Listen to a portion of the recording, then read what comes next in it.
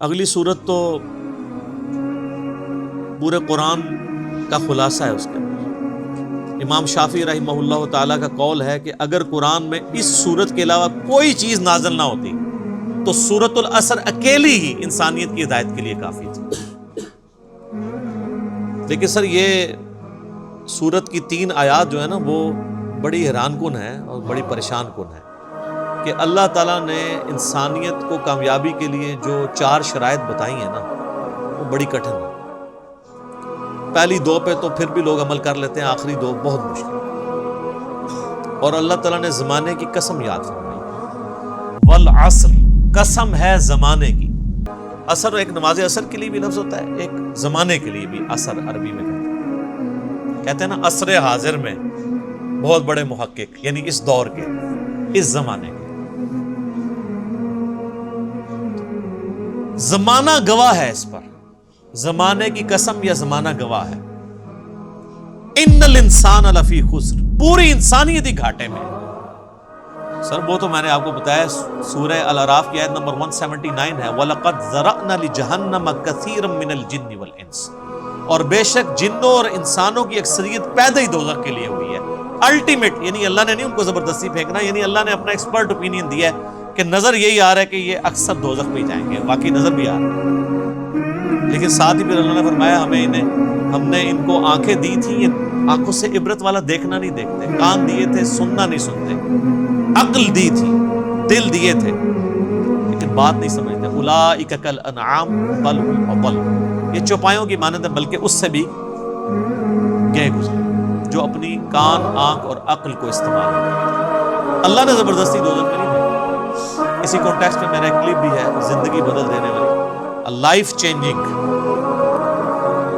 Discussion, یہ آپ لکھیں، ساتھ میرا نام لکھیں، انجینئر محمد علی مرزا۔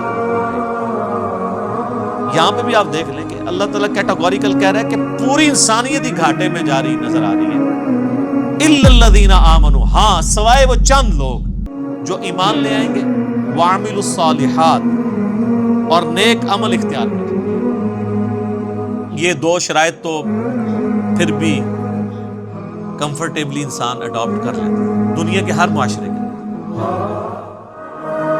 ایون آپ یورپ امریکہ میں بھی چلے جائیں، اگر آپ ایمان لے آئیں اور نیک عمل اختیار کریں، آپ کو نہیں روکیں۔ وہ آپ دیکھ رہے ہیں لوگ تو وہاں پہ چوراہوں پر، مارکیٹس میں کھڑے ہو کے، تو پارکس کے اندر مصلے بچھا کے نماز پڑھ رہے ہوتے ہیں، گورے ان کے ساتھ سیلفیاں لے رہے ہوتے ہیں، کوئی منع نہیں کرتا۔ لیکن اصل مسئلہ ہے اگلا، وَتَوَاصَوْا بِالْحَقِّ، صرف اپنی نمازیں نہیں سیدھی کی، انہوں نے حق بات کی، جو سچائی دیکھی اس کی وصیت کرنی شروع کر دی لوگوں۔ بڑا مشکل کام ہے، ٹروتھ لور ہونا بڑا مشکل ہے۔ صرف تو سچائی سے محبت ہر بندے کو ہوتی ہے، لیکن سسٹم کو للکار کے لوگوں کو سچی بات بتانا کہ لوگوں دوزخ میں جا رہے ہو، بچ جاؤ۔ بخاری مسلم میں حدیث ہے، نبی علیہ السلام فرمایا تمہاری مثال پتنگوں کی سی ہے کہ آگ کے اوپر گرتے ہو اور میں تمہارے کمر بند سے پکڑ کے تمہیں دوزخ کی آگ سے بچا رہا ہوں۔ یعنی میں بتا رہا ہوں کہ ڈر جاؤ، تم نے ڈرنا ہے، اللہ کے حضور پیش ہو۔ تو جو سچائی ہے، سب سے بڑی سچائی کیا ہے؟ اللہ کا تعارف۔ اور یہ الحق کا لفظ اللہ نے قرآن کے لیے بھی استعمال کیا سورہ بنی اسرائیل میں، وَبِالْحَقِّ أَنزَلْنَاهُ وَبِالْحَقِّ نَزَلَ، ہم نے اس قرآن کو حق کے ساتھ اتارا اور یہ حق کے ساتھ اترا۔ حق عربی میں کہتے ہیں پرپسفل، با مقصد چیز، یہ قرآن ایک مقصد کے تحت نازل ہوا۔ تو حق بات کی وصیت کرتے رہے، جہاں جہاں انہوں نے سچائی دیکھی لوگوں کو بتایا کہ یہ ہونا ہے، آخرت کی تیاری کر لو۔ کہیں ظلم کے خلاف کھڑا ہونا پڑا ہے سچائی کے ساتھ تو کھڑے ہوئے، یہ نہیں دیکھا میری تعداد کتنی ہے۔ حسین ابن علی ایک رول ماڈل ہے نا امت میں، سچائی کے لیے کھڑے ہوئے۔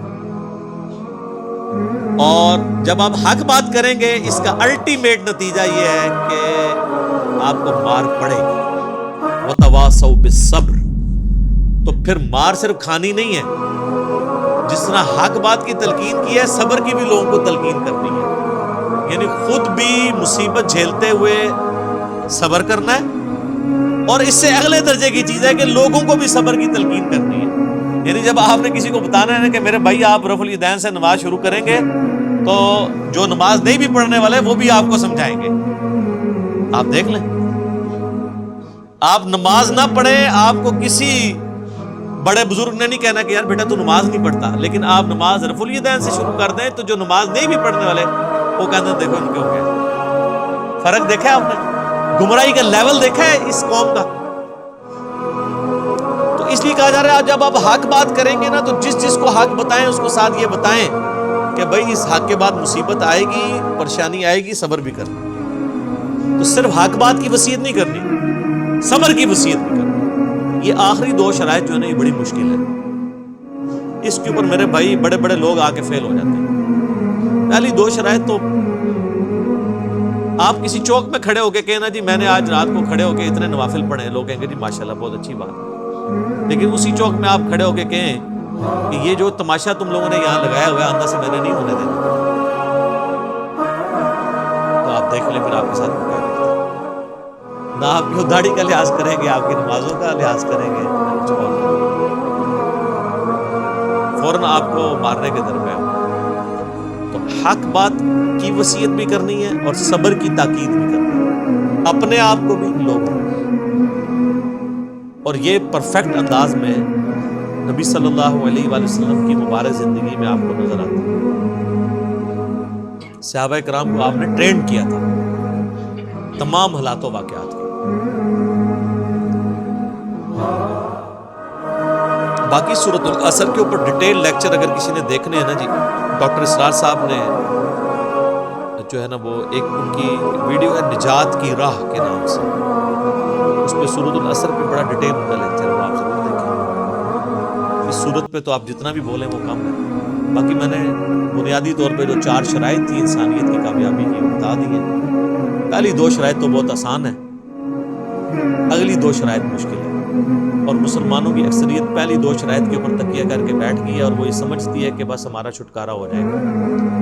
حالانکہ اللہ تعالیٰ نے فرمایا تمام انسان گھاٹے میں سوائے جو یہ 4 شرطیں پوری کر لیں, یعنی اس 4 سے بغیر تو آپ نے پاس ہونا ہی نہیں. یہ کم از کم ریکوائرمنٹ ہے کامیابی کی. اللہ تعالیٰ ہمیں دنیا اور آخرت میں اپنے حضور کامیابی عطا فرمائے.